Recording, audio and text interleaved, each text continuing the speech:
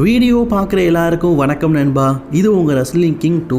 இனி நம்ம சேனலில் WWE பார்த்தீங்கன்னா ஒரு லைவ் ஷோவை இன்றைக்கி நடத்தியிருக்கிறாங்க. ஆமாம் கைஸ், ராஸ் மேட்டும் நடத்த மாட்டோம், WWE சூப்பர் ஸ்டார்க்கெலாம் லீவ்னு சொல்லிட்டு ஒரு லைவ் ஷோ நடத்திருக்கிறானுங்க.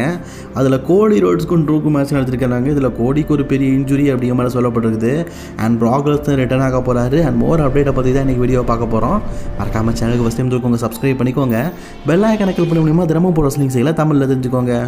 WWE பார்த்தீங்கன்னா இன்றைக்கி ஒரு லைவ் ஷோ நடத்தினாங்க. ஆக்சுவலி இன்றைக்கி ஸ்மேட்டோ நடத்த வேண்டியது தான், எப்படி டேப் பண்ணிவிட்டு அதே நேரத்தில் ஒரு லைவ் ஷோ நடத்துகிறானுங்க. கேட்டால் WWE சூப்பர் ஸ்டார்க்கெலாம் நாங்கள் லீவ் கொடுக்குறோம் அப்படின்னு சொல்கிறானுங்க. என்னத்தை சொல்கிறதுக்கு.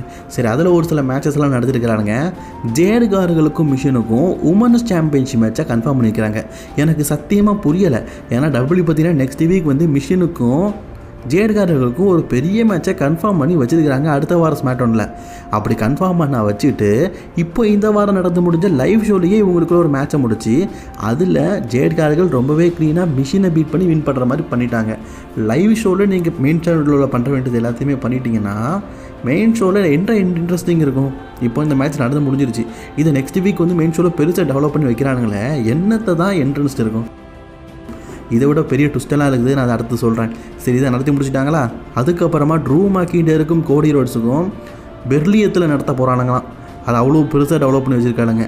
ஆனால் அந்த பெர்லியத்து மேட்சை இன்றைக்கி நடந்து முடிஞ்ச லைவ் ஷோலேயே நடத்திட்டானுங்க. எஸ், ட்ரூ மேக்கிண்டருக்கும் கோடி ரோட்ஸுக்கும் அன்டிஸ்பியூட்டட் யூனிவர்சல் சாம்பியன்ஷிப் மேட்ச் நடந்துருக்குது. இது ஒரு டிஸ்குவாலிஃபை மேட்சாக நடந்திருக்குது. சாதா மேட்ச் இல்லைங்க, டிஸ்குவாலிஃபை மேட்ச். நான் இதுக்கு முன்னாடி ரெஸ்லிங் கிங் தமிழில் ஒரு வீடியோ போட்டிருப்பேன். ட்ரூ இந்த கருவை கண்டிப்பாக சாம்பியன் ஆகணும், இல்லாட்டா கெரியரே முடிஞ்சிடும்னு. எனக்கு நம்ம கெரியர் முடிஞ்சிடும் போல தான் தோணுது. இந்த லைவ் ஷோவில் அப்படி ஒரு விஷயம் தான் நடந்துருக்குது. ட்ரூ மேக்கிண்டரை வீழ்த்தி கோடி ரோட்ஸ் இதில் அவருடைய சாம்பியன்ஷிப்பை ரீட்டைன் பண்ணி வெற்றி பெற்றுட்டார். ஆனால் இதில் ஒரு சோகமான விஷயம் நடந்திருக்குது. செத்ரால்ஸ் எப்படி பறந்து போய் சண்டை போட்டு அவருடைய ஷோல்டரை உடச்சிக்கிட்டாரோ அதே மாதிரி கோடி ரோட்ஸும் பார்த்திங்கன்னா தேவையில்லாமல் ஒரு ஹை ஃப்ளை பண்ணுறேன்னு சொல்லிட்டு ஷோல்டர் இன்ஜுரியை ஆகிட்டாராம். சரி, இது அவருடைய அதாவது இந்த ஃபினிஷர் போட்டது கடைசியில் தான், இதோட அவர் வின் பண்ணிட்டார். ஆனால் ஆக்சுவலி கோடி ரோட்ஸ் பார்த்திங்கன்னா இது ஃபினிஷிங்கில் அவருடைய ஃபினிஷர்லாம் போட்டு தான் வின் பண்ணுற மாதிரி இருக்கும் அப்படிங்கிற மாதிரி சொல்லப்பட்டிருந்துருக்கு. கொஞ்சம் லென்த்தாக போயிருக்குன்னு ஷோல்டர் இன்ஜுரி ஏற்படுறதுனால இந்த மேட்சை அப்படியே ஸ்டார்ட் பண்ணிட்டாங்களாம். பேக் ஸ்டேஜ் நியூஸ் நமக்கு என்னதுன்னா கோடி ரோட்ஸுக்கு இன்ஜுரி பாசிபிள் அப்படிங்கிற மாதிரி சொல்லியிருக்கிறாங்க. எஸ், கோடி ரோட்ஸுக்கு இன்ஜுரி பாசிபிளாக இருக்குது, அதாவது இன்ஜுரி ஆகிருக்குது அப்படிங்கிற மாதிரி சொல்லியிருக்கிறாங்க. அது எப்படிப்பட்ட இன்ஜுரி அப்படிங்கிறத வரும் வாரங்களில் தான் சொல்லுவாங்க. கோடி ரோட்ஸுக்கு 2 வாரத்துக்கு அப்புறம் தான் அவருடைய டைட்டில் டிஃபெண்ட் பண்ணணும். அதுக்கு முன்னாடி ஒரு இன்ஜுரியாக இருக்குது. மேபி பெரிய பிரச்சனையாக இருந்ததுன்னா டைட்டில் டிஃபெண்ட் பண்ண முடியாத நிலைமை கூட ஏற்படும். WWE அதை எப்படி சமாளிக்க போகிறாங்க, எப்படி நமக்கு அப்டேட் கொடுக்க போகிறாங்கன்னு தெரில. அண்ட் ப்ரான் பிரேக்கருக்கும் ஜே ஊசோக்கும் வெட்டி பேச்சு வீணாக போச்சு. அந்த மாதிரி ஒரு மேட்சை நடத்திருக்கானுங்க. இதில் வழக்கம் போல தான் பிரான்சன் ரீடு ஜே ஊசோவை அட்டாக் பண்ண டிஸ்குவாலிஃபை முறையில் ஜே ஊசோ வின் பண்ண அப்படி தான் நடந்திருக்குது. அண்ட் இதில் ப்ரான் பிரேக்கர் பார்த்தீங்கன்னா ஜே ஊசோடைய ஈட் மூவ்மெண்ட் போடுறதுக்கு ட்ரை பண்ணியிருப்பார். அது நல்லா இருந்தது, அது மட்டும்தான் நல்லா இருந்தது. மற்றபடி பார்த்திங்கன்னா சொல்கிறதுக்கு எதுவுமே நடக்கலை. அண்ட் ரே மிஸ்டீரியோக்கும் கிரேசன் வாலருக்கும் ஒரு மேட்ச் நடத்தியிருக்கிறாங்க. அதே மாதிரி ரிங் ஜெனரல் குண்டாருக்கும் ஜியோன் ஈவென்ட் இருக்கார்ல ஜேவன், அவருக்கும் பார்த்திங்கன்னா ஒரு மேட்ச் நடத்திருக்காங்க. இது ஆல்ரெடி ஜான்சனோடைய ஃபைனல் டைமில் ஃபஸ்ட் ரவுண்டு நடந்திருக்கும்ல, தானே அது. அடுத்து வார் ரைடர்ஸ் டீமுக்கும் நியூ டேக்கும் பார்த்திங்கன்னா ஒரு மேட்ச் நடத்திருக்கிறானுங்க. அதில் வார் ரைடர்ஸ் பார்த்திங்கன்னா வின் பண்ணிட்டாங்க, நியூ டே பீட் பண்ணி. அதுக்கப்புறமா இந்த MFT டீம் இருக்கிறானுங்கள, சோலாசிக்காவுடைய டீமு, அவங்களுக்கும் ஒயட் சிக்ஸும் நம்ம மெயின் ஷோவில் இவ்வளோ எப்படா நடக்கும்னு பார்த்துட்டு இருக்கோம். லென்த்தாக இழுத்து போயிட்டே இருக்கிறானுங்க. ஆனால் WWE பார்த்திங்கன்னா இது அசால்ட்டாக ஒரு லைவ் ஷோவில் நடத்தி முடிச்சுட்டானுங்க. மெயின் ஷோவில் எப்படா நடக்கும்னு காத்துட்டு இருக்கிறோம், ஆனால் லைவ் ஷோவில் நீங்கள் எல்லோரும் பார்த்துக்கோங்க அப்படின்னு சொல்லி நடத்துகிறானுங்க. இதான் சொல்கிறோம்ல, என்னத்தை சொல்கிறது அப்படின்னு தெரிலங்க. இதில் மட்டும் ட்ரிபிள் H வின்ஸ் மெக்மன் மாதிரியே இருக்கிறாரு, எந்த ஒரு மாற்றமும் இல்லை, வர மாதிரியே தான் இருக்கிறாரு. ஸோ இதெல்லாம் பார்த்தீங்கன்னா இந்த லைவ் ஷோவில் நடத்திருக்கிறானுங்க. முக்கியமான மேட்சஸ்லாம் லைவ் ஷோவில் நடத்தி முடிச்சுட்டானுங்க. இது அஃபிஷியலி சொல்லியிருக்கிறாங்க. அண்ட் நெட்ஃப்ளிக்ஸு ஸ்டார்டிங் திங்ஸ் அதே பேர் வருது பாருங்களேன், ஸ்டேண்டர்ஸ் திங்ஸ், அவங்க கூட சேர்ந்து ஒரு கொலாபரேஷன் பண்ணுறாங்கல்ல. அதுக்காக CM பாங்குக்கும் ப்ரான் பிரேக்கருக்குமான அந்த மேட்சுக்கான அந்த போஸ்டரை ஒரு பிரத்யேகமாக பார்த்தீங்கன்னா டிசைனிங் பண்ணியிருக்கிறாங்க. பார்க்கறதுக்கு எப்படி இருக்குது, கொஞ்சம் வித்தியாசமாக இருக்குல்ல. CM பாங்குடைய முகம் கீழவும் ப்ரான் பிரேக்கரோட முகம் மேலும். ஆக்சுவலி அந்த ஸ்டேண்டர்ஸ் திங் போஸ்டர் இப்படி தான் இருக்கும், அந்த மாதிரியே ரீக்ரியேட் பண்ணியிருக்கிறாங்க போல இருக்குது. ஆனால் பார்க்கறதுக்கு கொஞ்சம் நல்லா இருக்குது, டிஃப்ரெண்ட்டாகவே இருக்குது. எனக்கு பிடிச்சிருக்குதுங்க. உங்களுக்கு எப்படி இருக்குது அப்படிங்கிறத மறக்காமல் கம்பாஸில் கவனிக்கோங்க. அடுத்த செய்தி ஒரு முக்கியமான செய்தியை தான் நம்ம இந்த வீடியோவில் பார்க்க போகிறோம். எஸ் காய்ஸ், எல்லாருமே கண்டுபிடிச்சிருப்பீங்கன்னு நினைக்கிறேன். செத் ரோலன்ஸை பற்றி தான். செத் ரோலன்ஸோடைய இன்ஜுரி அதை பற்றி ஒரு மூலையில் வச்சாலும் அவருடைய அடுத்த கான்ட்ராக்டை பற்றி ஒரு செய்தியை சொல்லியிருக்காரு.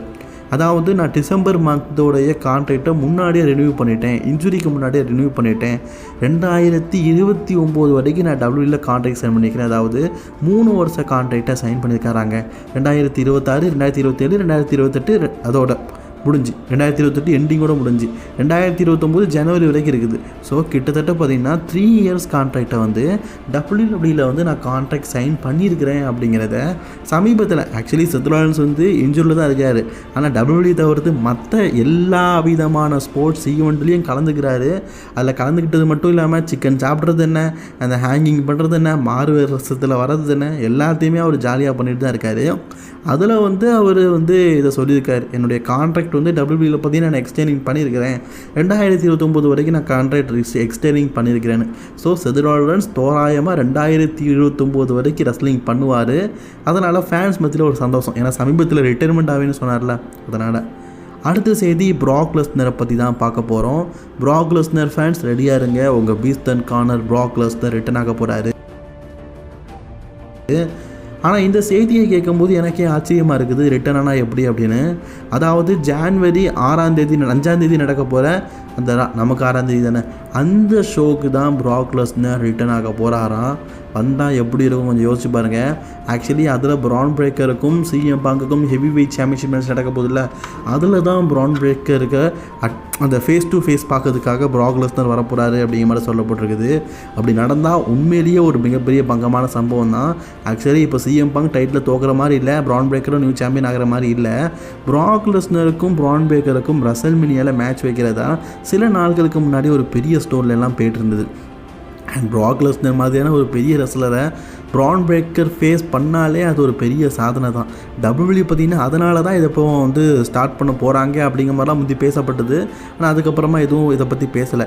அண்ட் பால் ஹேமன் இவங்க 2 பேருக்கு நடுவில் இருக்கிறாரு. ஏன்னா பால் ஹேமன் ப்ராக் லெஸ்னர் பக்கமும் இருக்கார், இப்போது பிரான் பிரேக்கர் பக்கமும் இருக்கார். ஸோ அவர் எந்த பக்கம் போவார் அப்படின்னு தெரில. ஸோ இந்த ஸ்டோரியை வந்து டபிள்யூபி பார்த்திங்கன்னா ஜான்வரி 5ஆம் தேதியிலேருந்து ஆரம்பிக்க போகிறாங்க அப்படிங்கிற மாதிரி சொல்லப்பட்டிருக்குது. மேபி பிரான் பிரேக்கர் ஹெவி வெயிட் சாம்பியன் ஆகலை, செத் ரோலன்ஸ் ரிட்டன் ஆகலை அப்படின்னா கண்டிப்பாக பிரான் பிரேக்கருக்கும் நம்ம ப்ராக் லெஸ்னருக்குமான ஸ்டோரியை டபிள்யூபி வந்து டெவலப் பண்ணி ஆகணும். ஸோ அது நடக்கிறதுக்கு வாய்ப்புகள் அதிகமாகவே இருக்குது. ஸோ இது கேட்குறதுக்கே வித்தியாசமாக இருக்குல்ல. ஸோ ஜான்வரி 5ஆம் தேதி நடக்க போகிற மண்டே நைட்டால் ரோமன் பிராக்னு சொல்லிட்டு பெரிய பெரிய ரெஸ்லர்ஸ் ரிட்டன் ஆகிறாருன்னு சொல்லியிருக்கிறாங்க. ஸோ வெயிட் பண்ணி பார்க்கலாம். ஓகே ஃப்ரெண்ட்ஸ், இன்றைக்கான ரெஸ்லிங் செய்திகள் அவ்வளோதான். பிடிச்சிருந்தா லைக், ஷேர், கமெண்ட் பண்ணிக்கோங்க. தொடர்ந்து இதே போல் ரெஸ்லிங் செய்திகளை தமிழ் மொழியில் தெரிஞ்சுக்கிறதுக்கு மறக்காமல் சேனலுக்கு ஃபஸ்ட் டைம் வந்துருக்கோங்க, சப்ஸ்கிரைப் பண்ணிக்கோங்க. பெல் ஐக்கானை கிளிக் பண்ண முடியுமா, தினமும் ரெஸ்லிங் செய்திகளை தமிழ் மொழியில் தெரிஞ்சுக்கோங்க.